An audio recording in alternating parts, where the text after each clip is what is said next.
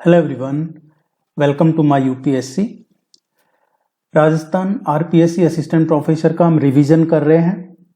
अब रिवीजन में हम क्या कर रहे हैं, जो रेफरेंस है वो प्रीवियस ईयर के पेपर का ले रहे हैं हम, और इस प्रीवियस ईयर के पेपर में जो टॉपिक हैं, आप क्वेश्चन कह सकते हैं, उनको हम डिटेल में समझ रहे हैं और उनसे रिलेटेड अभी करंट में क्या अपडेट है या उससे रिलेटेड कौन सा क्वेश्चन अब हमारे एग्जाम में एक्सपेक्टेड है वो हम डिस्कस कर रहे हैं।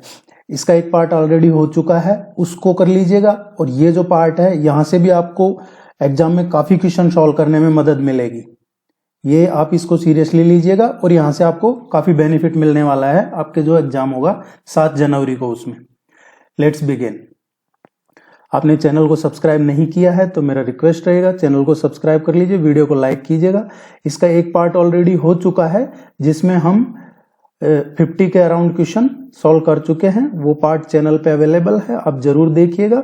और उसके आगे का भी हम सॉल्व करेंगे। 53 क्वेश्चन है, इसके फर्स्ट पार्ट में हो चुके हैं और ये सेकंड पार्ट अब हम डिस्कस करेंगे। इसका क्वेश्चन नंबर 54 से।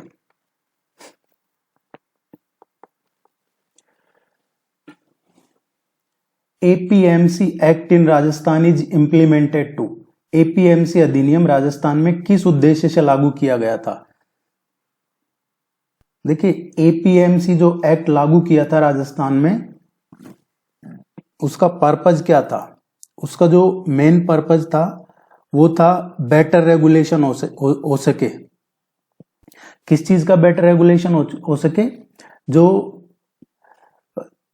प्रोडक्ट्स हैं, बाय करना हो, सेल करना हो, उन प्रोडक्ट्स का, और स्पेशली एग्रीकल्चर प्रोडक्ट्स का, उसके लिए ये मार्केट एस्टेब्लिश किया गया था जिसको एपीएमसी कहा जाता है, और एग्रीकल्चर प्रोड्यूस राजस्थान में के लिए।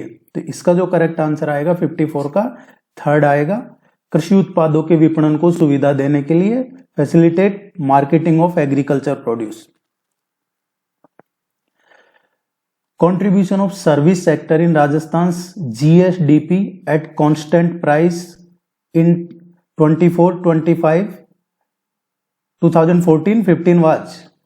तो देखिए, ये कह रहा है कि जो राजस्थान का जीएसडीपी है, जीएसडीपी क्या है? Gross state domestic product. आप इसको याद कर लीजिए, जीएसडीपी होता है ग्रॉस स्टेट डोमेस्टिक प्रोडक्ट, सकल राज्य घरेलू उत्पाद। वर्ष 2014-15 में राजस्थान के स्थिर मूल्यों पर जीएसडीपी में सेवा क्षेत्र का योगदान कितना था? जो सकल राज्य घरेलू उत्पाद है उसमें सर्विस सेक्टर का कितना योगदान था, वो भी किस पे? कांस्टेंट प्राइस पे। एक होती है कांस्टेंट प्राइस, एक होती है करंट प्राइस। अब देखिए, यहां से डायरेक्ट क्वेश्चन आपसे ये भी पूछा जा सकता है कि जो अभी जीएसडीपी है वो उसका जो कांस्टेंट प्राइस कैलकुलेट करते हैं, या जो कांस्टेंट प्राइस के लिए जो ईयर लेते हैं, जो रेफरेंस ईयर या बेस ईयर, वो कौन सा लेते हैं? 14-15 की बात हो रही है, तो उस टाइम पे 2004-5 है जो ये रेफरेंस ईयर, बेस ईयर था कांस्टेंट प्राइस के लिए। कांस्टेंट प्राइस कैलकुलेट करते थे एज ए बेस ईयर लेके 2004-5। अभी प्रेजेंट की बात करें तो कांस्टेंट प्राइस हम लेते हैं जो ये 2011-12 है। एक तो ये आपको इंपॉर्टेंट ध्यान में रखना है।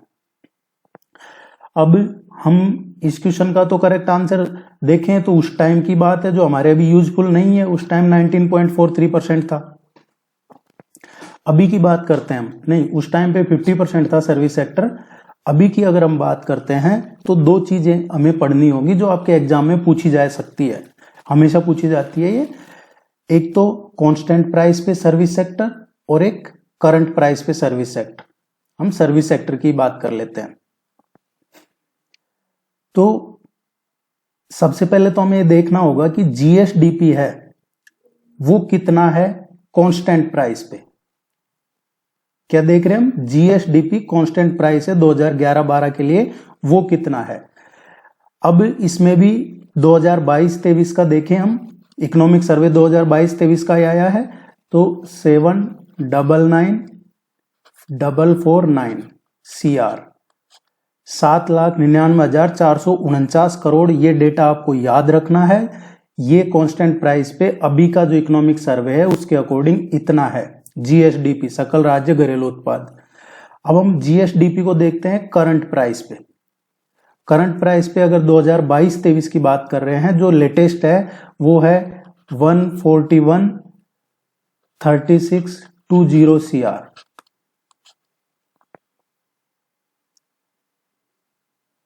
ये अभी इतना है, 14 लाख समथिंग है ये आप ध्यान रखिएगा। दोनों क्लियर हो गया आपका। कांस्टेंट प्राइस पे जीएसडीपी कितना है 2022-23 का, और करंट प्राइस पे जीएसडीपी कितना है 2022-23 का। अब यहां से है जो हमसे एक और क्वेश्चन पूछा जा सकता है, परसेंटेज में जीएसडीपी की ही बात हो रही है, ग्रॉस स्टेट डोमेस्टिक प्रोडक्ट, सकल राज्य घरेलू उत्पाद। कांस्टेंट प्राइस पे ये 2022-23 में कितना था, तो ये कांस्टेंट प्राइस पे 8.19% था। और करंट प्राइस की बात करें 2022-23 की, तो जीएसडीपी करंट प्राइस पे है ये 16.04%। तो अब आपसे पूछा जा सकता है कि ये बढ़ा है, घटा है, लगभग 8% बढ़ा है, तो आपको ये डेटा ध्यान रखना है, परसेंटेज में भी और ये वैल्यू जो करोड़ में है वो भी। ये तो बात की हमने जीएसडीपी की। अभी क्वेश्चन चल रहा था हमारे सर्विस सेक्टर का, तो हम सर्विस सेक्टर का देख लेते हैं। सर्विस सेक्टर में कांस्टेंट प्राइस और करंट प्राइस, ये दो में ही पूछा जाएगा, हर एरिया में जो भी पूछा जाएगा। तो सर्विस सेक्टर का क्वेश्चन है, तो करंट प्राइस, कांस्टेंट प्राइस अब चिपक जाना चाहिए आपके 2011-12। तो 2011-12 पे सर्विस सेक्टर में जो इकोनॉमिक सर्वे लेटेस्ट डेटा है 2022-23 के ही है हमारे पास। बजट 23-24 का आया है और इकोनॉमिक सर्वे 2022-23 का आया है। इसके अकॉर्डिंग सर्विस सेक्टर में है 43.74%। ये डेटा याद रखिएगा सर्विस सेक्टर का। अगर आपसे पिछली बार का पूछा जाता है, तो पिछली बार था 2021-22 का सर्वे, उसमें जो डेटा था वो 42.61% था। तो इस बार बढ़ा है सर्विस सेक्टर में, ये कह सकते हैं आप, आपको ये ध्यान में रखना है। एग्रीकल्चर सेक्टर की बात करें तो एग्रीकल्चर सेक्टर में है जो 28.50 है, ये हम पहले पढ़ चुके हैं पिछले में इसमें। नेक्स्ट क्वेश्चन देखते हैं, estimated fiscal deficit as percentage of GSDP in Rajasthan for 2016-17। वर्ष 2016-17 के लिए राजस्थान राज्य का अनुमानित राजकोषीय घाटा कितना प्रतिशत है। अब देखिए 2016-17 का तो हमारे काम आने वाला है नहीं, हमें तो लेटेस्ट का देखना है। हम क्वेश्चन देख रहे हैं पेपर में कैसे हैं, बाकी अभी आज के हिसाब से पढ़ रहे हैं, करंट के हिसाब से। जो 2016-17 का था वो तो 2.99% था, अप्रोक्सीमेट 3%। अब आपसे पूछा जाएगा 2023-24 का फिस्कल डेफिसिट एस्टिमेटेड जीएसडीपी का कितना है, तो ये 4% है, 4% एस्टिमेटेड। अब सेंट्रल गवर्नमेंट ने है इसमें 3.5% अलाउ कर रखा है कि आपका फिस्कल डेफिसिट है जो जीएसडीपी का 3.5% हो सकता है, लेकिन राजस्थान का 4% एस्टिमेटेड इसलिए लिया है 2023-24 का, क्योंकि राजस्थान गवर्नमेंट ने कहा कि 0.5% ये पावर रिफॉर्म्स में लिए, पावर सेक्टर में रिफॉर्म करने के लिए अवेलेबल है, इसीलिए ये लिया है।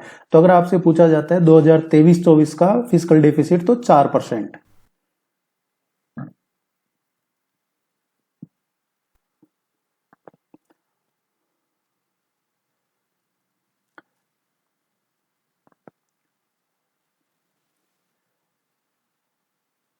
Inclusive of livestock, what has been the contribution of agriculture in NSDP of Rajasthan in 2014-15? ये कह रहा है कि पशुपालन सहित 2014-15 में राजस्थान राज्य के शुद्ध सकल घरेलू उत्पादन में कृषि का योगदान कितना था। कृषि का योगदान पूछा जा रहा है। अब आपसे पूछा जाएगा 2014-15 की जगह ये 2022-23 का पूछा जाएगा। तो 2022-23 का जो डेटा है एग्रीकल्चर का, ये 28.5% है एग्रीकल्चर में।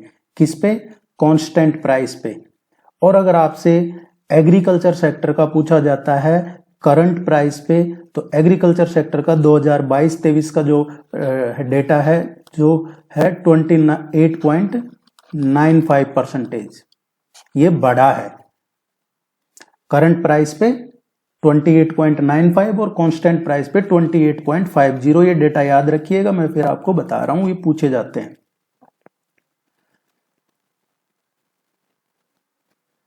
According to world bank's report on ease of doing business, 2015 की बात हो रही है, what was the rank of Rajasthan with in India.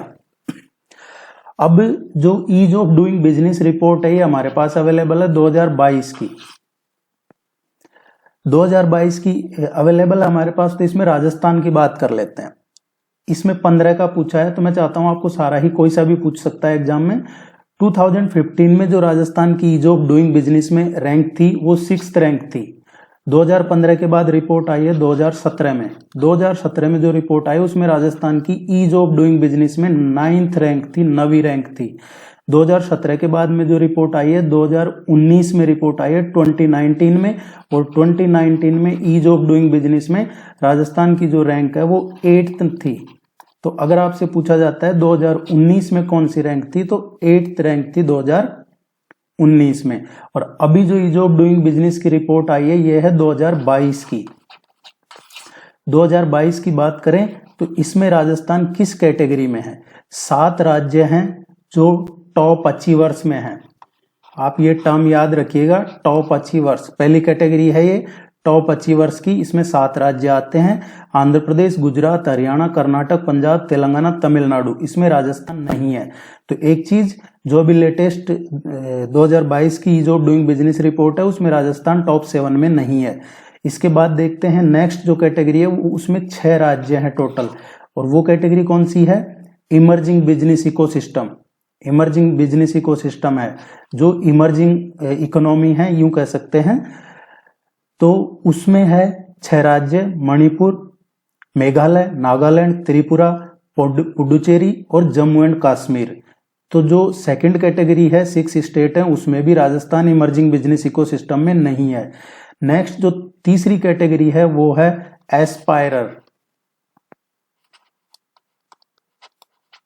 एस्पायरर्स क्या होता है? हौसला रखने वाला, उम्मीद बनाए रखिए, आकांक्षी जिनको कहते हैं, आकांक्षी, वो उस कैटेगरी में है ये 7 राज्य। और इसी एस्पायरर की जो कैटेगरी है, आकांक्षी कैटेगरी, उसी में राजस्थान है। गोवा, आसाम, केरला, राजस्थान, झारखंड, छत्तीसगढ़ और पश्चिम बंगाल इसी कैटेगरी में है। उम्मीद है ये यहां से आपके क्लियर हो गया होगा। Ease of doing business report है, ये वर्ल्ड बैंक जारी करता है, लेकिन वर्ल्ड बैंक जो जारी करता है वो कंट्रीज के लिए करता है, ना कि स्टेट वाइज। स्टेट वाइज जो ease of doing business report है वो बेस्ड होती है डिपार्टमेंट ऑफ आईपीपी। जो आईपीपी है, department industrial policy and promotion, ये डिपार्टमेंट जारी करता है। नेक्स्ट जो क्वेश्चन है, free medicine for livestock scheme in Rajasthan was launched in. Rajasthan में पशुधन के लिए निशुल्क दवा योजना कब प्रारंभ हुई थी? निशुल्क दवा योजना, राजस्थान में पशुधन की बात हो रही है। देखिए इस क्वेश्चन का जो करेक्ट आंसर आएगा ये आएगा 2012 में, 2012 में की थी पशुधन के लिए निशुल्क दवा योजना।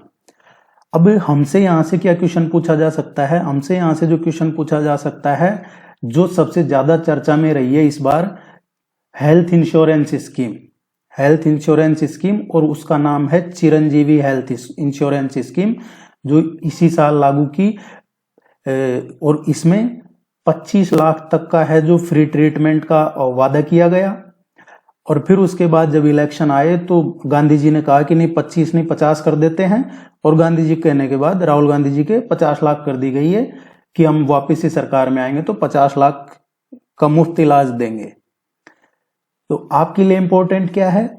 चिरंजीवी हेल्थ इंश्योरेंस स्कीम, ये ध्यान रखिएगा, यहां से पूछा जा सकता है आपसे। Rajasthan energy department authority was established in. Rajasthan energy development authority, ये कब एस्टेब्लिश हुई थी? ये 1985 में इसकी स्थापना हुई थी। राजस्थान ऊर्जा विकास जो अधिकरण है, इसकी स्थापना। हमसे यहाँ जो क्वेश्चन पूछा जा सकता है इस एग्जाम में, वो पूछा जा सकता है Rajasthan renewable energy corporation limited, जिसको RRECL कहते हैं, ये, और ये बना था, ये किसके मर्जर से बना था? ये बना था एक तो REDA प्लस RSPCL। REDA क्या है? राजस्थान एनर्जी डेवलपमेंट एजेंसी, और and Rajasthan state power corporation limited. इन दोनों के मर्जर से ये कब बना है? Rajasthan renewable energy corporation limited ये कब बना है इन दोनों के मर्जर से? तो ये 2002 में बना था। ये यहां से हमें ध्यान में रखना है।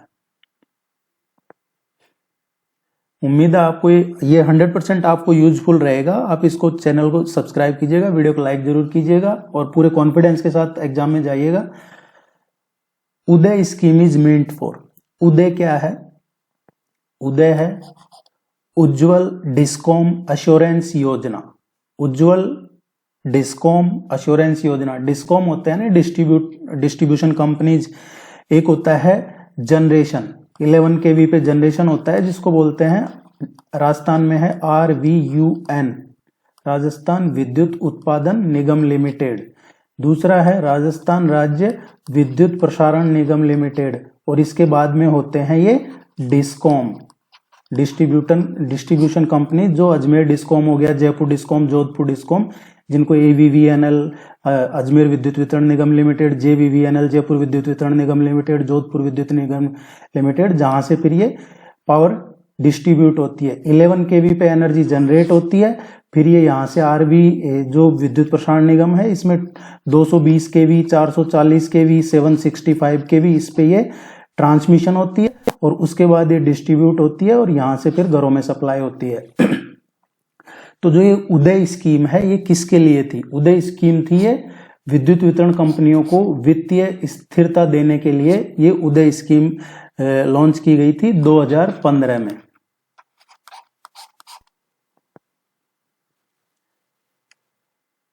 राजस्थान गवर्नमेंट्स भामाशाह रोजगार सृजन योजना is linked with which scheme of central government scheme. Rajasthan सरकार की भामाशाह रोजगार सृजन योजना केंद्र सरकार की किस योजना के साथ जोड़ी गई है?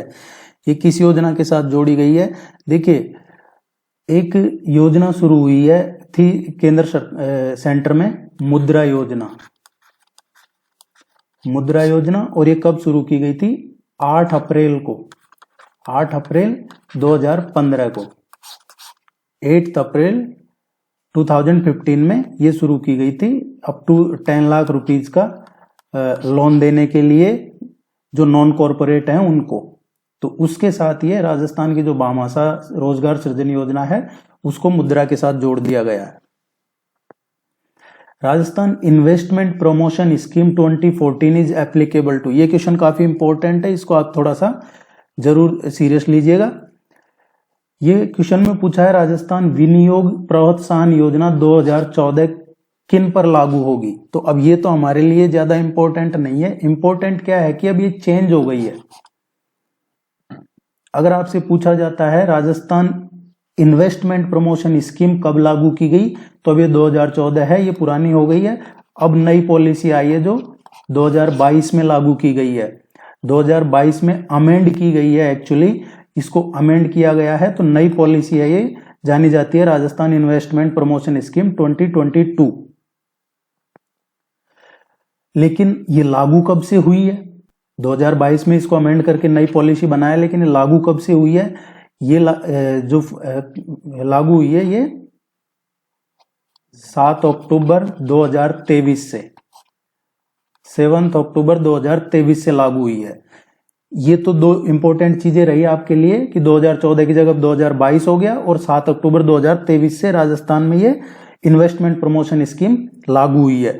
और भी ज्यादा इंपॉर्टेंट क्वेश्चन क्या है हमारे लिए, वो है कि इसमें क्या ऐड किया गया है। अमेंड किया है तो उसमें ऐड क्या किया गया है?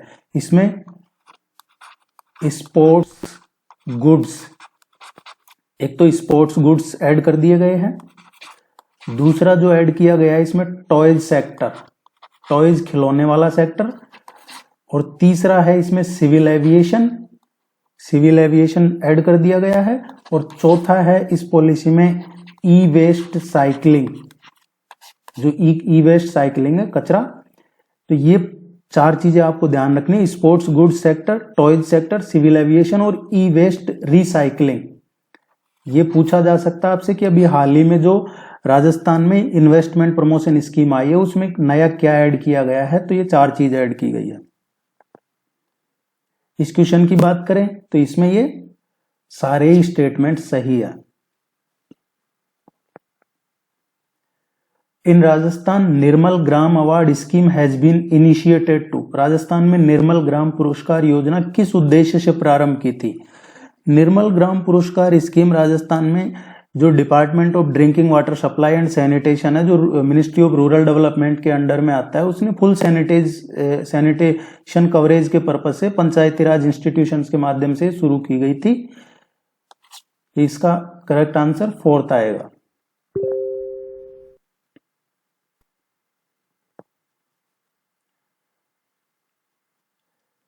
What has been the level of per capita income at current price in Rajasthan?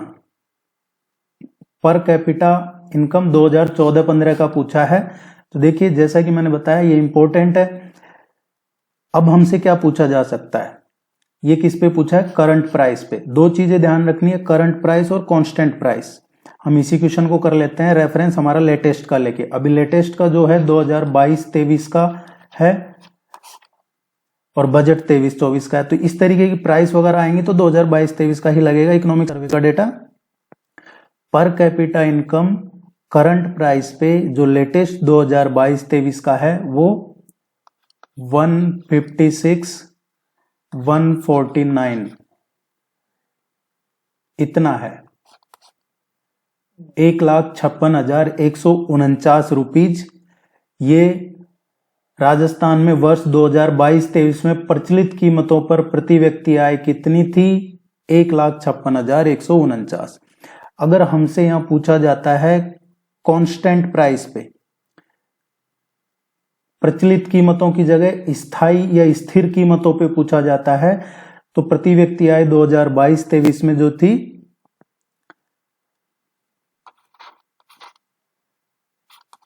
86,134 रुपए। तो ये दो ध्यान रखने आपको, करंट प्राइस पे 1,56,149 और कांस्टेंट प्राइस जो रेफरेंस लेते हैं हम 2011-12 उस पे 86,134 पर कैपिटा इनकम। उम्मीद है ये आपका अच्छे से क्लियर हो गया होगा। देखिए ये सब मैं अगर आपको डायरेक्ट बता सकता था इकोनॉमिक सर्वे बजट का, लेकिन उतना आपको याद नहीं रहता जितना यहां रह पाएगा। Rajasthan first direct benefit transfer scheme is, Rajasthan की पहली डायरेक्ट बेनिफिट ट्रांसफर स्कीम कौन सी है? पहली प्रत्यक्ष लाभ हस्तांतरण योजना कौन सी है?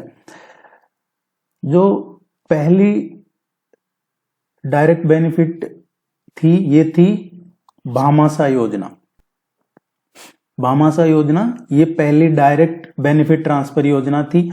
अब ये तो हमसे पूछा नहीं जाएगा, ज्यादा से ज्यादा अगर इसी क्वेश्चन को रिपीट भी करते हैं तो ये पूछ सकते हैं भामाशाह योजना कब शुरू हुई थी, या फिर इसका ऑब्जेक्टिव क्या था? फाइनेंशियल इंक्लूजन हो गया, विमेन एम्पावरमेंट हो गया, इफेक्टिव डिलीवरी हो गया, ये था।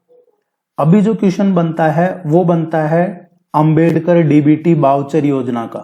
राजस्थान अंबेडकर डीबीटी वाउचर योजना। अभी राजस्थान अंबेडकर डीबीटी वाउचर योजना क्या है? ये राजस्थान के जो मूल निवासी है उनके लिए है और ये 2023 में ही लागू की गई है, राजस्थान अंबेडकर डीबीटी वाउचर योजना। इसमें जो बच्चे तैयारी कर रहे हैं, पढ़ाई कर रहे हैं, उनको कुछ 2,000 से और 7,000 रुपए तक देने का है। जो पीजी वगैरह में जो रहते हैं उनको 2,000, और जो जिनका है जो 75% अंक हासिल कर रखे हैं, जिन्होंने गत परीक्षा में और हॉस्टल में उसमें वो रूम किराए से लेकर रह रहे हैं, उनको 5,000 रुपए इस तरीके का देने का है। जो जिला मुख्यालय पे हैं उनको 5,000, इसमें 10 महीने तक देने का है। अब 10 महीने का पूछा जा सकता है। दूसरा, ये किसके लिए है? तो जो बच्चे पढ़ाई कर रहे हैं आवासीय सुविधा के लिए प्रति छात्र है, ये जिला मुख्यालयों पे लागू की गई है, सभी जिला मुख्यालयों पे ये 2023 में। अब इसमें जो आय रखी है किसको दिया जाएगा, उसमें SC ST है, उसके लिए रखा है जिनकी इनकम 2.5 लाख रुपए है वार्षिक, पर एनम जो इनकम है 2.5 लाख रुपए परिवार की, और जो OBC है उनकी रखी गई है इसमें 3 लाख रुपीज वार्षिक आय OBC के छात्रों के लिए, और जो EWS है इकोनॉमिक वीकर सेक्शन उनके लिए 1 लाख रुपीज रखी गई है। जो इस रेंज में आते हैं उनको 10 महीने तक सरकार, जिला लेवल पे रह रहे हैं तो वो पेइंग एज PG वगैरह रह रहे हैं तो 2,000 रुपए, और अगर रूम लेके रह रहे हैं डिस्ट्रिक्ट लेवल पे तो 5,000, और अगर आपने पिछली परीक्षा में संभाग लेवल पे रह रहे हैं, जिला लेवल पे रह रहे हैं तो आपको 5,000, और संभाग मुख्यालय लेवल पे रह रहे हैं तो 7,000 रुपए।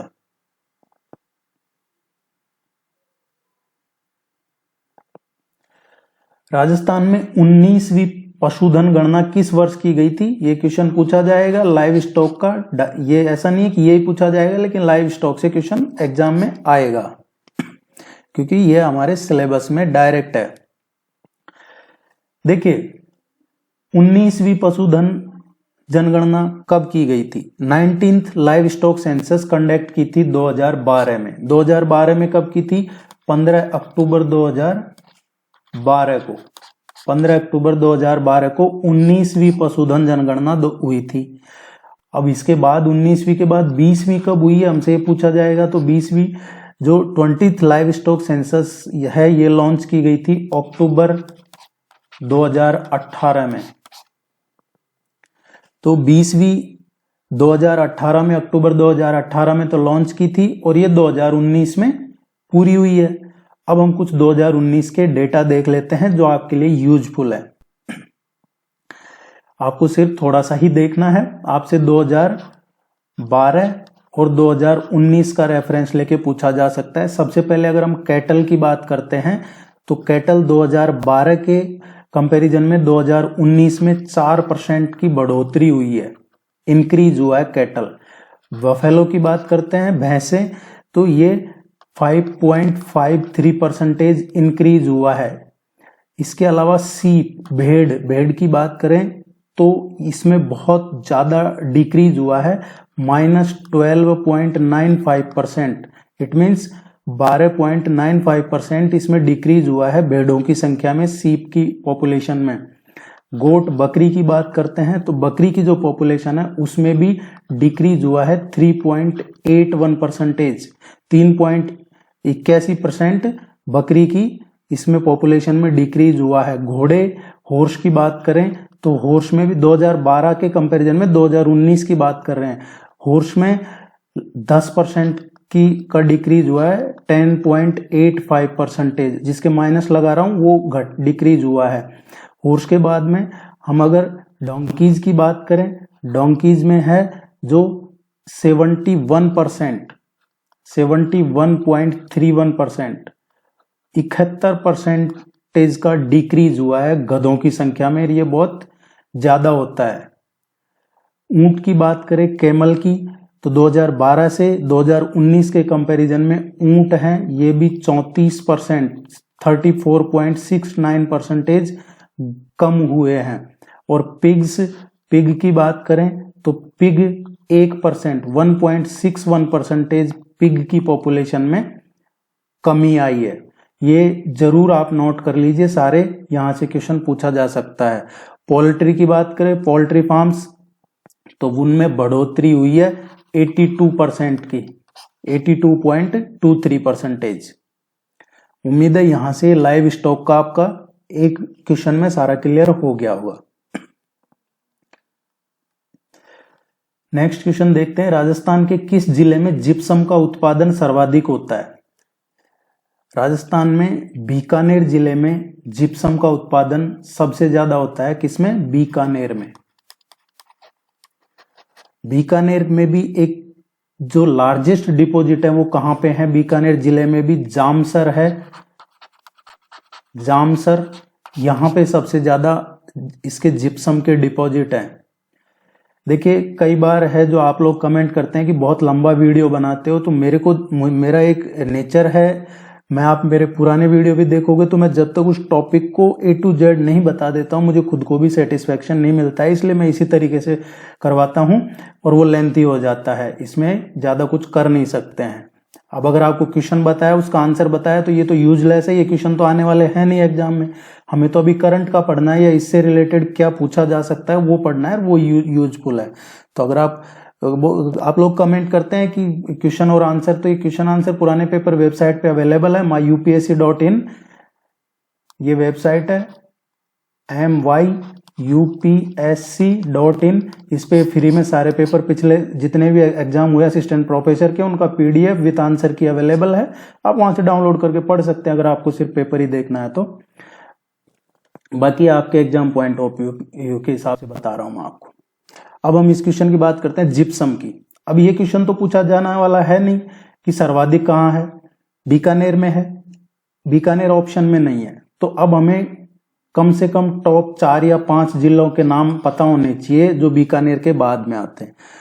तो बीकानेर के बाद में और कौन से जिले हैं, देखिए बीकानेर के बाद में जोधपुर है, नागौर है, जैसलमेर है और बाड़मेर है। जोधपुर, नागौर, जैसलमेर और बाड़मेर ये बीकानेर है। बीकानेर, जोधपुर, नागौर, जैसलमेर और बाड़मेर ये टॉप 5 जिले हैं राजस्थान में जहां सबसे ज्यादा जिप्सम होता है।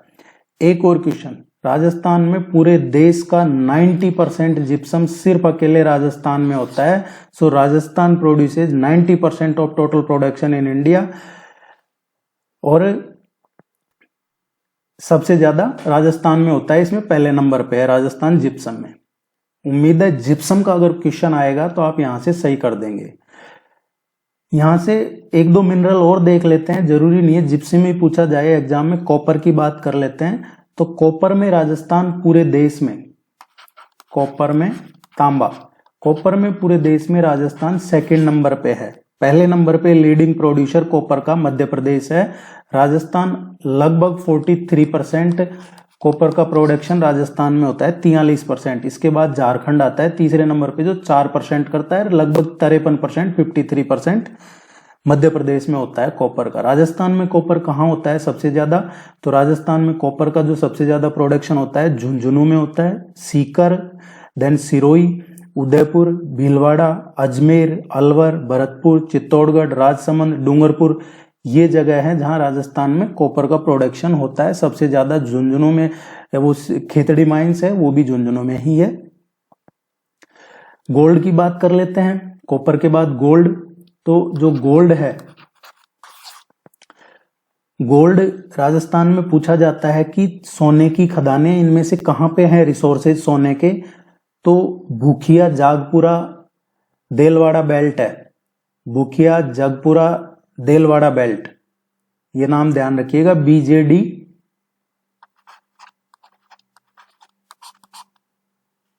भूखिया, जगपुरा और देलवाड़ा ये बेल्ट है, यहां सोना होता है राजस्थान में। बांसवाड़ा में है ये बेल्ट, किसके लिए जानी जाती है, गोल्ड रिसोर्सेज के लिए। इसके अलावा एक और पूछा जाता है धानी बसरी, ढानी बसरी है। ढानी बसरी ये भी कॉपर और गोल्ड दोनों के लिए जानी जाती है। ढानी बसरी है, ये दौसा में है। एक खेड़ा मुंडीवास एरिया पूछा जाता है। खेड़ा मुंडीवास एरिया किसके लिए फेमस है, तो खेड़ा मुंडीवास एरिया है ये अलवर जिले में, ये भी गोल्ड के लिए फेमस है। डोकन एरिया है सीकर का, ये भी गोल्ड के लिए फेमस है। तो ये आपको थोड़ा ध्यान में रखना। आयरन का अगर पूछा जाता है आपसे, तो आयरन का जिलों के तो नहीं पूछे जाते, लेकिन पर्टिकुलर जो माइन है, आयरन का क्वेश्चन आता है उसमें माइंस पूछी जाती है कि ये कहाँ पे है, या मैच करवाओ। माइंस के नाम दे दिए जाते हैं आपको, और फिर साथ में जिलों के नाम दे दिए जाते हैं। अगर जिलों की बात करें तो जयपुर, उदयपुर, झुंझुनू, सीकर, भीलवाड़ा, अलवर, भरतपुर, दौसा, बांसवाड़ा, इनमें आयरन होता है। लेकिन जैसे देखिए मोरिजा नीमला है, मोरिजा नीमला किसके लिए फेमस है, आयरन के लिए, आयरन के लिए है। अब आयरन और मोरिजा नीमला में है, मोरिजा नीमला जयपुर में पड़ता है। आयरन और लालसोट में है जो दौसा में है। रामपुरा का पूछा जाता है कई बार, डाबड़ा का पूछा जाता है, सीकर का, या फिर इसके अलावा आपसे इंदरगढ़, मोहनपुरा, खोड़ा, नाथारा की पाल, उदयपुर, ये सब पूछे जाते हैं, आयरन ओर के लिए जाने जाते हैं।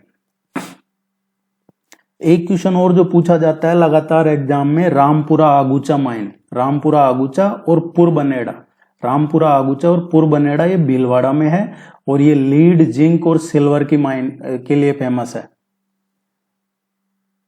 एक दरीबा का पूछा जाता है, जावर उदयपुर, राजपुरा दरीबा, ये भी पूछा जाता है आपसे। District innovation fund was established bye, district innovation fund है, देखिए वैसे तो सारे मिनरल्स का कर सकते हैं लेकिन फिर वो बहुत ज्यादा हो जाएगा।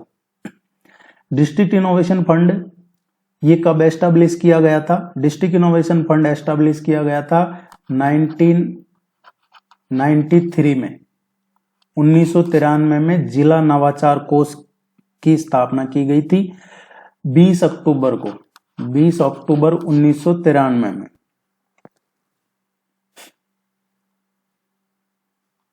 नहीं, ये क्वेश्चन रह गया,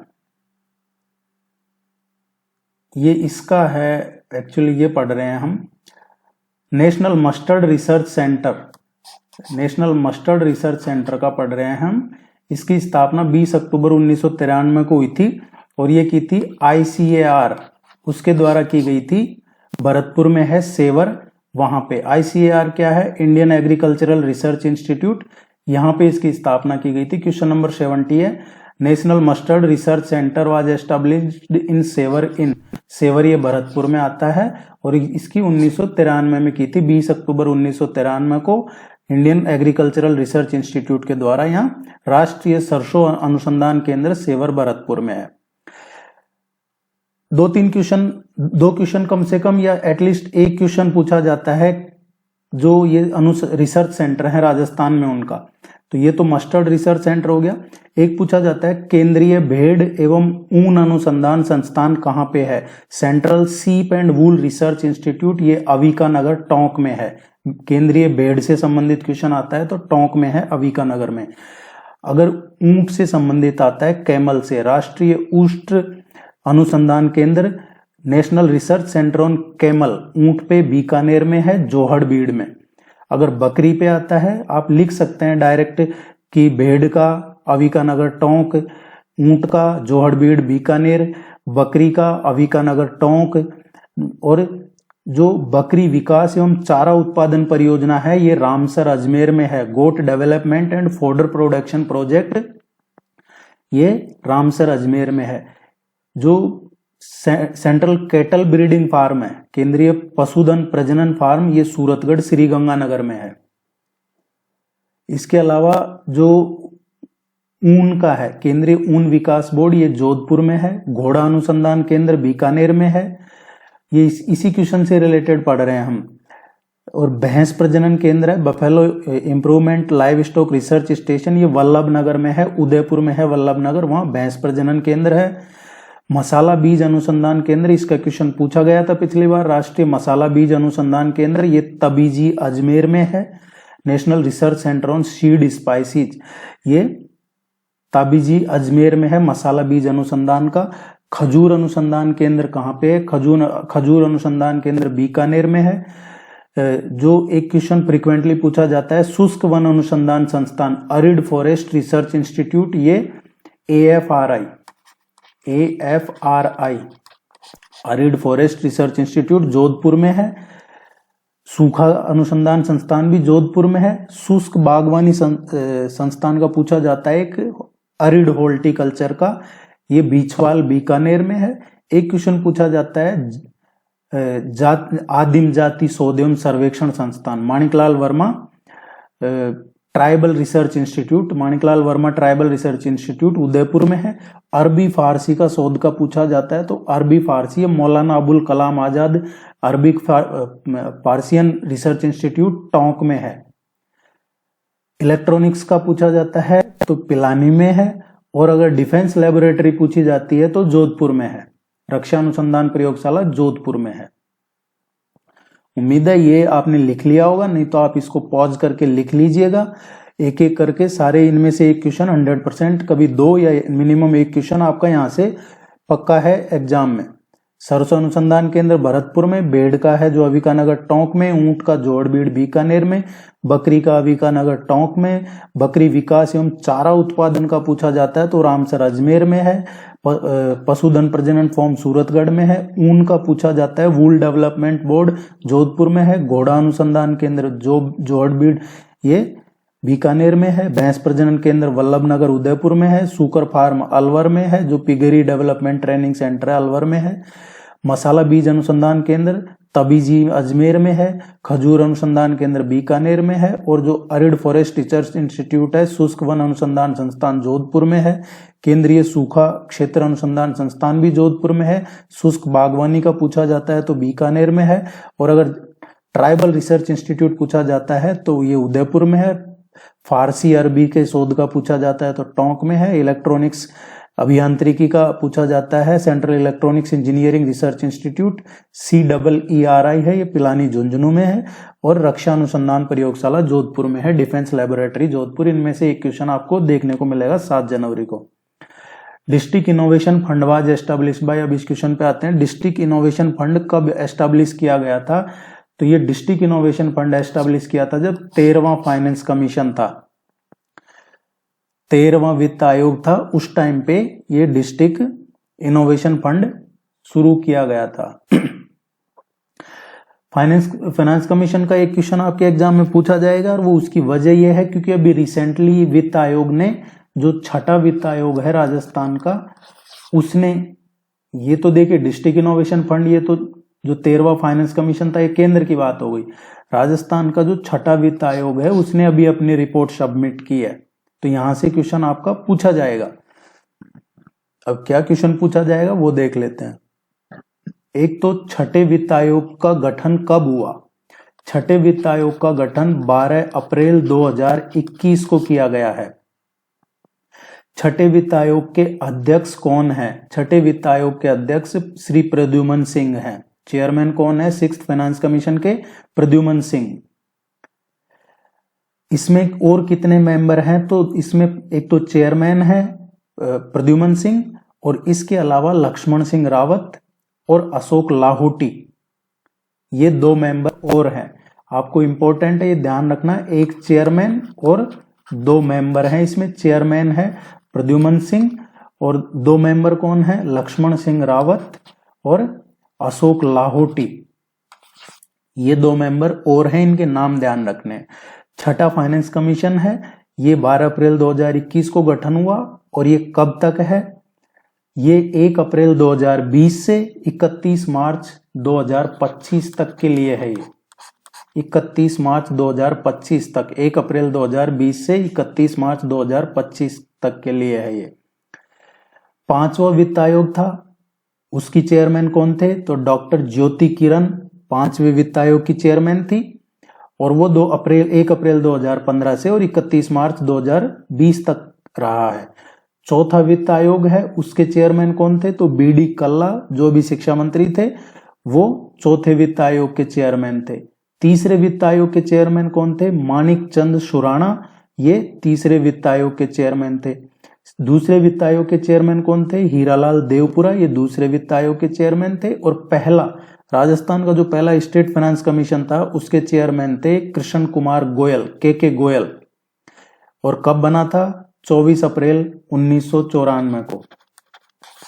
24 अप्रैल 1994 को राजस्थान में पहला फाइनेंस कमीशन बना था, और उसका टेन्योर कितना था? 1 अप्रैल 1995 से 31 मार्च 2000 तक। के गोयल पहले चेयरमैन थे राजस्थान वित्त आयोग के, और अभी लेटेस्ट है छठा वित्त आयोग। इसने अपनी रिपोर्ट राज्यपाल को दी है, ना कि मुख्यमंत्री को। वित्त आयोग राज्यपाल को अपनी रिपोर्ट सबमिट करता है। प्रद्युमन सिंह इसके चेयरमैन हैं, ये ध्यान रखना है। 2 मेंबर और हैं, लक्ष्मण सिंह रावत और Ashok Lahoti. The scheme of Mahatma Gandhi library was announced in the Rajasthan which budget? Mahatma Gandhi पुस्तकालय योजना की घोषणा राजस्थान के किस बजट में की गई? महात्मा गांधी पुस्तकालय की जो घोषणा है, ये राजस्थान में 2013-14 के बजट में की गई थी। अब यहां से हमारे काम का क्या है, हमारे काम का देखते हैं। 2020 में, जुलाई 2020 में राजस्थान में गांधी लाइब्रेरी सेटअप होंगी 33 ग्राम पंचायत और 33 जिले। अब तो 50 जिले हो गए। उस टाइम पे 2020 में 33 जिले थे, 33 डिस्ट्रिक्ट्स। तो हर जिले में एक ग्राम पंचायत में महात्मा गांधी लाइब्रेरी बनेगी। ये जुलाई 2020 में सरकार ने इसकी घोषणा की। अब इसको कौन देखता है, रूरल डेवलपमेंट और जो पंचायती राज डिपार्टमेंट है उसके अंडर में आता है। ये क्या खोला जाएगा, गांधी ज्ञान केंद्र पुस्तकालय एवं वाचनालय। आप इसका नाम जरूर ध्यान रखिएगा, गांधी ज्ञान केंद्र पुस्तकालय एवं वाचनालय, ये खोले जाएंगे, ऐसा 2020 के बजट में कहा गया। अब ये कैसे खोले जाएंगे गांधी ज्ञान केंद्र पुस्तकालय एवं वाचनालय, ये खोले जाएंगे थ्रू डोनेशन। सरकार पैसा नहीं देगी, गांधी जी के जो लाइब्रेरी खुलेंगी वो डोनेशन से, कंट्रीब्यूशन से खुलेंगी। लोग डोनेट करेंगे, कंट्रीब्यूट करेंगे, और इसको नाम दिया गया zero budget, zero budget initiative. तो महात्मा गांधी पुस्तकालय जो 2020 के बजट में घोषणा की गई, उसमें कहा गया जीरो बजट इनिशिएटिव होगा। ये मान लेते हैं लोग डोनेशन करेंगे और कंट्रीब्यूशन करके गांधी जी का जो 33 जिलों में 33 ग्राम पंचायतों में खोला जाएगा गांधी ज्ञान केंद्र पुस्तकालय एवं वाचनालय बनेंगे। लेकिन उसके बाद ही क्या हुआ, 2023 में घोषणा की गई, इसका प्रपोजल रखा गया बजट में कितना, 8.98 करोड़ का। 2023 में कहा गया कि 8.98 करोड़ अप्रूव्ड होंगे, किसके लिए, महात्मा गांधी लाइब्रेरी के लिए। पहले तो कहा कि ये तो जीरो बजट इनिशिएटिव है, तो फिर ये 8.98 करोड़ क्यों दे रहे हो। तो इन्होंने कहा कि ये लाइब्रेरी के लिए नहीं दे रहे हम, वो तो लाइब्रेरी तो डोनेशन से, कंट्रीब्यूशन से, चंदे से चलेगी। लेकिन ये जो 8.98 करोड़ हम दे रहे हैं 2023 में, ये दे रहे हैं लाइब्रेरी में न्यूज़पेपर के लिए। लाइब्रेरी में न्यूज़पेपर लगाया जाएगा। बुक वगैरह तो डोनेशन कंट्रीब्यूशन से आ जाएंगे, लेकिन न्यूज़पेपर है वो डोनेशन कंट्रीब्यूशन से नहीं आए पता नहीं, उसके लिए ये दिया गया। तो आपको ये ध्यान रखना है, ये data 8.98 crore approve for Mahatma Gandhi libraries newspaper के लिए, न्यूज़पेपर एटसेट्रा। अगला क्वेश्चन देखते हैं, 14वीं राजस्थान विधानसभा में प्रतिपक्ष के नेता कौन है और 14वीं विधानसभा कब रही है। जो 14वीं विधानसभा थी वो थी 2014 से 18 वाली, 2013 से 18 तक रही है। 14वीं 14th रही है ये विधानसभा 2018 से, और जो 2023 है उसमें रही है 15वीं विधानसभा, और अब 2023 से और 28 तक रहेगी 16वीं विधानसभा। तो अभी जो इलेक्शन हुए हैं ये 16वीं असेंबली के इलेक्शन हुए हैं। अब 14वीं विधानसभा में नेता प्रतिपक्ष कौन थे। 14वीं विधानसभा थी 2013 से 18। इसमें 14वीं विधानसभा 2013 से 18, इसका मतलब वसुंधरा राजे चीफ मिनिस्टर थी। वसुंधरा राजे चीफ मिनिस्टर थी तो रामेश्वर लाल डूडी ये लीडर ऑफ अपोजिशन थे विधानसभा में, नेता प्रतिपक्ष जिसको कहा जाता है। अब यहां से क्वेश्चन और पूछा जा सकता है, 15वीं की बात कर लेते हैं। 15वीं में कौन थे, तो 15वीं में अशोक गहलोत चीफ मिनिस्टर रहे हैं। तो 15वीं विधानसभा में गुलाब चंद कटारिया ये नेता प्रतिपक्ष थे। गुलाब चंद कटारिया को फिर असम का राज्यपाल बना दिया गया। तो उसके बाद राजेंद्र सिंह राठौड़ ये 15वीं विधानसभा में नेता प्रतिपक्ष थे। तो पहले गुलाब चंद कटारिया रहे हैं 16 फरवरी 2023 तक। गुलाब चंद कटारिया 16 फरवरी 2023 तक रहे हैं, और 16 फरवरी के बाद 2 अप्रैल 2023 से और 3 दिसंबर को रिजल्ट आए, जब तक राजेंद्र राठौड़ नेता प्रतिपक्ष थे। तो अगर आपको टाइम से पूछा जाता है तो ये बताना है, आपको ध्यान रखना है। यहां से एक क्वेश्चन और पूछा जा सकता है कि सबसे ज्यादा टाइम नेता प्रतिपक्ष कौन रहा है, तो सबसे ज्यादा बार नेता प्रतिपक्ष 3 बार रहे हैं गुलाब चंद कटारिया, और 3 बार ही रहे हैं परशुराम मदेरणा। 3 बार रहे हैं गुलाब चंद कटारिया और 3 बार परशुराम मदेरणा। परशुराम मदेरणा कांग्रेस के नेता हैं। In which district the central university of Rajasthan is situated. Central university of Rajasthan इनमें से कौन से जिले में है, तो ये उस टाइम का क्वेश्चन है, तो ये अजमेर इसका करेक्ट आंसर आएगा। ये फुली फंडेड थी गवर्नमेंट ऑफ इंडिया से, तो सेंट्रल यूनिवर्सिटी बनी थी ये। 2009 का जो एक्ट है, पार्लियामेंट एक्ट ऑफ पार्लियामेंट 2019, उसके according central university of Rajasthan Ajmer में खोली गई थी।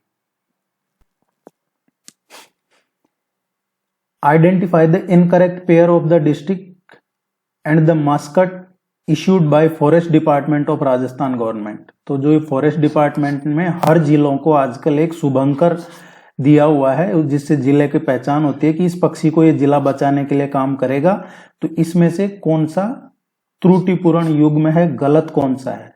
मैंने आपको ये पूरे बताए हैं जब इंपॉर्टेंट टॉपिक करवाए थे, जबकि एक शुभंकर का क्वेश्चन पूछा जाता है एग्जाम में, तो आप एक्सपेक्ट कर सकते हैं ये 1 डिस्ट्रिक्ट 1 प्रोडक्ट हुआ या शुभंकर हुआ।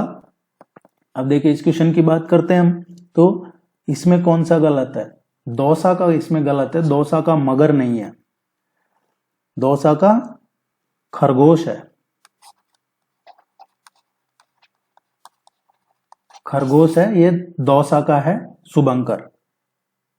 जालोर का भालू है, भरतपुर सारस्क्रेन, अजमेर का ये खड़मो पक्षी सही है। तो आप इसी तरीके से, जैसे अलवर का सांबर है, भीलवाड़ा का मोर है, बाड़मेर की लोमड़ी है, भरतपुर का सारस है, बीकानेर का तीतर है, बूंदी का 12 का मगरमच्छ है, कोटा का चौसिंगा है, चित्तौड़गढ़ का चौसिंगा है, कोटा का ऊद बिलाव है, चूरू का है जो वो काला हिरण है, धौलपुर कृष्ण मृग जिसको कहते हैं, धौलपुर का है पाचीरा है, बांसवाड़ा का जल पीपी, हनुमानगढ़ का छोटा किलकिला है, जयपुर का चीतल है, जैसलमेर का गोडावण है, जालोर का भालू है। इस तरीके से आप ये जितने भी जिले हैं इनके पढ़िएगा, ये इंपॉर्टेंट है।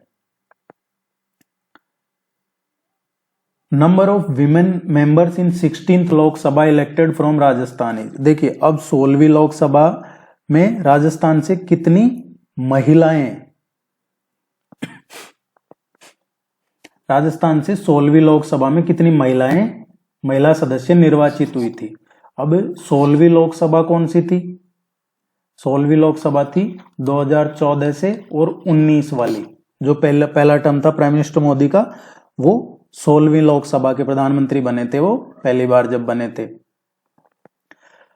अब हमसे यहां से पूछा जा सकता है, देखिए ये जो 16वीं है इसमें तो मात्र एक ही महिला थी, 16वीं में एक ही महिला थी, और वो थी झुंझुनू से बीजेपी की, क्योंकि 2014 में सारी सीटें 25 की 25 है जो बीजेपी ने जीती है, तो अभी इसमें से एक ही महिला जीती थी, वो संतोष अहलावत थी 2014 में, जो बीजेपी से झुंझुनू से जीती थी, संतोष अहलावत। अब हमसे अगर 17वीं लोकसभा का पूछा जाता है, तो 17वीं लोकसभा 2019 से शुरू हुई है। 17वीं लोकसभा में राजस्थान से कितनी महिलाएं निर्वाचित हुई है। अब 17वीं लोकसभा में है तो ये 24 सीटें हैं जो बीजेपी ने जीती थी, और एनडीए की बात करें, जो हनुमान बेनीवाल की पार्टी उस टाइम एनडीए में थी, तो हनुमान बेनीवाल भी इसी का पार्ट थे, तो 25 हो गए, तो ये भी इन्हीं की थी। तो अब इसमें से महिलाएं कितनी थी, 25 में से 3 महिलाओं को टिकट दिया था। ये बात कर रहा हूं मैं 17वीं पार्लियामेंट की, जो अभी चल रही है 17वीं लोकसभा 2019 से और 2024 तक। आगे जो चुनाव होंगे 18वीं लोकसभा के होंगे। इसमें 3 महिला सांसदों को टिकट दिया था, तीनों ही जीत के संसद में पहुंची थी। एक तो जो अभी डिप्टी चीफ मिनिस्टर बन गई राजस्थान की, दिया कुमारी, ये राजसमंद से चुनाव लड़ा था इन्होंने। एक थी जसकौर मीणा जो दौसा से चुनाव लड़ा था, और एक भरतपुर से रंजीता कोली। तो ये ध्यान रखिएगा आप, दिया कुमारी, जसकौर और रंजीता कोली, दिया कुमारी तो अब डिप्टी चीफ मिनिस्टर बन गई राजस्थान के उप मुख्यमंत्री, जसकौर दौसा से और रंजीता कोहली भरतपुर से। तो टोटल 17वीं जो लोकसभा थी उसमें 3 महिलाएं राजस्थान से चुन के गई थी। ये आपसे पूछा जाए तो ध्यान रखना है। 2 cities of Rajasthan selected in the first round of central government smart city plan are. देखिए केंद्र सरकार की स्मार्ट सिटी योजना, इसमें पहले दौर में चयनित राजस्थान के 2 शहर कौन से हैं? तो इसमें जो पहला फेज था उसमें चुने गए थे जयपुर और उदयपुर को, और इसका दूसरा फेज है उसमें अजमेर और कोटा को चुना गया है। सेकंड जो फेज था इसका उसमें अजमेर और कोटा। तो आपको ये क्लियर हो गया होगा, राजस्थान से 4 स्मार्ट सिटी के लिए चयन हुआ है, 4 शहरों का, जयपुर, उदयपुर, अजमेर और कोटा। कोई जोधपुर मत करके आइएगा, जोधपुर नहीं है इसमें।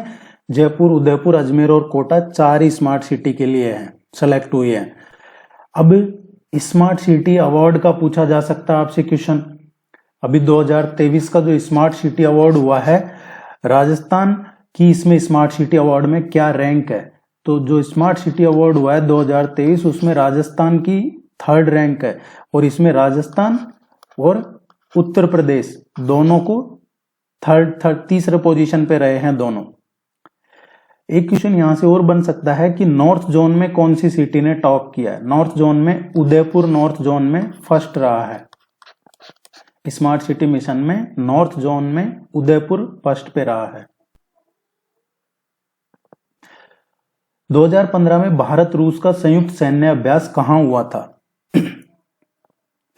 देखिए 2015 में जो हुआ था वो तो बीकानेर में हुआ था, और जो राजस्थान में संयुक्त सैन्य अभ्यास है ये इनका क्वेश्चन आप एक्सपेक्ट कर सकते हैं। अभी भी एक सैन्य अभ्यास चल रहा है जब हम बात कर रहे हैं, क्योंकि अभी बीकानेर में है। बीकानेर में जो ये एक्सरसाइज होती है वो होती है महाजन रेंज है, बीकानेर महाजन फील्ड फायरिंग रेंज, वहां पे होते हैं। तो ये नाम ध्यान रखिएगा, कहाँ होते हैं? महाजन रेंज, बीकानेर महाजन फील्ड फायरिंग रेंज है वहां पे बीकानेर में। अभी यहां से क्या क्वेश्चन बनता है? एक क्वेश्चन बनता है, अब पूरा 2023 का बताऊं मैं आपको, तो डेजर्ट साइक्लोन तो अभी चल रहा है। डेजर्ट साइक्लोन, डीसी ध्यान रखिएगा, डेजर्ट साइक्लोन ये चल रहा है अभी। और ये डेजर्ट साइक्लोन है, ये किस किस का है? इंडिया और यूएई, भारत और यूएई का है, जो इसमें चल रहा है 2 से और 15 जनवरी 2024 तक। 2 जनवरी से और 15 जनवरी 2024 तक चलेगा। बीकानेर के महाजन फील्ड फायरिंग रेंज में डेजर्ट साइक्लोन इस एक्सरसाइज को नाम दिया गया है। इंडियन आर्मी और यूएई का जो कॉन्टिजेंट है उसको रिप्रेजेंट करेगा। यूएई का कॉन्टिजेंट का नाम क्या है? JFB, जायद फर्स्ट ब्रिगेड, जायद फर्स्ट ब्रिगेड। और इंडियन आर्मी ये है, यूएई की आर्मी है, उसका है ये नाम। ये आपको थोड़ा सा ध्यान रखना है। यहां से और जो क्वेश्चन पूछा जा सकता है, डेजर्ट साइक्लोन तो अभी चल ही रहा है, इसके अलावा एक और हुआ था बोल्ड कुरुक्षेत्र। बोल्ड कुरुक्षेत्र कब हुआ था? 6 से और 13 मार्च। ये टेस्ट सीरीज में करवाए हुए हैं क्वेश्चन आपको। टेस्ट सीरीज के 30 टेस्ट हैं, अवेलेबल है वेबसाइट पे, आप उनका PDF डाउनलोड करके पढ़ सकते हैं, रिवीजन पर्पज के लिए काम आएगा। उसका लिंक आपको नीचे डिस्क्रिप्शन में मिल जाएगा, या आप myupsc.in पे जाकर चेक कर लीजिएगा, मिल जाएगा आपको। बोल्ड कुरुक्षेत्र है, ये भारत और सिंगापुर के बीच में हुआ था ये एक्सरसाइज। ये जोधपुर मिलिट्री स्टेशन में हुआ था। कहां पे? जोधपुर मिलिट्री स्टेशन में, भारत और सिंगापुर के बीच 6 से 13 मार्च 2023 को बोल्ड कुरुक्षेत्री एक्सरसाइज का नाम है। एक और जो इंपॉर्टेंट पूछा जा सकता है हमसे, ये है अल नागा फोर्थ। अल नागा है, ये 13 अगस्त को हुआ है महाजन फील्ड फायरिंग रेंज में बीकानेर में, और ओमान और भारत का है। आपसे पूछा जाए अगर अल नागा एक्सरसाइज किन किन के बीच हुआ है, तो ओमान और भारत के बीच। बोल्ड कुरुक्षेत्र सिंगापुर और भारत के बीच। और डेजर्ट साइक्लोन भारत और यूएई के बीच। ये 3 साइक्लोन हैं जो अभी पिछले 1 साल में हुए हैं और राजस्थान में हुए हैं। संगठन जिसे वन विकास एवं वन्य जीव सुरक्षा की श्रेणी में 2015 का अमृता देवी विश्नोई पुरस्कार प्रदान किया गया है। अमृता देवी विश्नोई पुरस्कार इस क्वेश्चन में है जो जलधारा विकास संस्थान भीलवाड़ा को किया था 2015 में, लेकिन हमसे यहां से ये नहीं पूछा जाएगा 2015 का। अभी जो क्वेश्चन बनता है अमृता देवी के नाम पे क्या किया है, पहले स्टेट एनिमल वेलफेयर बोर्ड हुआ करता था, अब स्टेट एनिमल वेलफेयर बोर्ड का नाम चेंज करके Amrita Devi animal welfare board कर दिया गया है। अमृता देवी के नाम पे ये चेंज कर दिया गया है, जो स्टेट एनिमल वेलफेयर बोर्ड है उसका नाम चेंज हो गया, तो ये आपको ध्यान रखना, अमृता देवी के नाम पे किया है। राजस्थान राज्य बजट 2016-17 में नया तकनीकी विश्वविद्यालय कहां स्थापित किया जाना प्रस्तावित किया। 2016-17 के बजट की बात हो रही है।